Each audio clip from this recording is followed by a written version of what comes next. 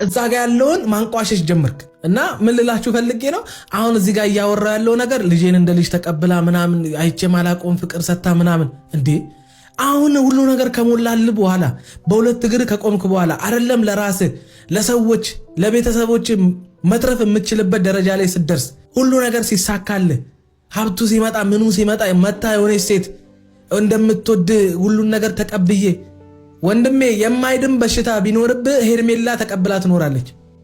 አሁን ካለበት ደረጃ አንፃር ነው ማለት ከሩታ ጋር ግን አታነጻጽራት ነው በቃ ሩታ አንተ ጋር የነበረችው ይኸውልህ በቫዝሊን እንኳን በማትወዛበት ጊዜ ነው በ10 ቫዝሊን ወዛም በማትሆንበት ጊዜ ነው በቃ መኖር ራሱ የእግዚአብሔር ተአምር ተደርጎ በሚቆጠርበት ሰዓት ነው ሩታ ባንተ ህይወት ውስጥ የመጣችው። ግን ደግሞ ከዛኛው እየተጣላችሁና እየተባላችሁ የኔ ነው የሷ ነው የኔ ነው ከምትባባሉት ግንኙነት ወይም ደግሞ ስራችሁ 10 እጅ ይሻለናል። እንኳንም ገላገልሽን አሁን እኛም እናርፋለን። ለትንሽ ጊዜ እኛም ተንፈስ እንበል በቃ ከክርክር ከጥል ከጭቅጭቅ እኛም ምርፍ እንበል።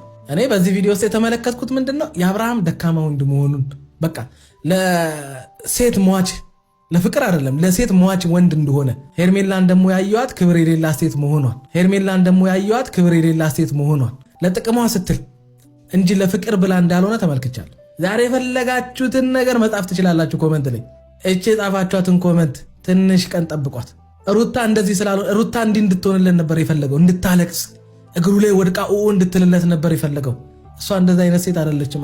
አይደለም 10 ብትወልድለት ክብሯን የምጥል አይነት ሴት ስላልሆነች ነው። በነገራችን ላይ አብርሃም እንደዛ አይነትን ሴት ነው የሚፈልገው እንደዚህ የምታለቅስለትን እንደዚህ ያለች እግሩን ይዛ ማትለቀውን ሴት ነው የሚፈልገው። ምክንያቱም ሁሉ ጊዜ የበላይ ሆኖ ረግጦሽ መኖር ስለሚፈልግ ማለት ነው።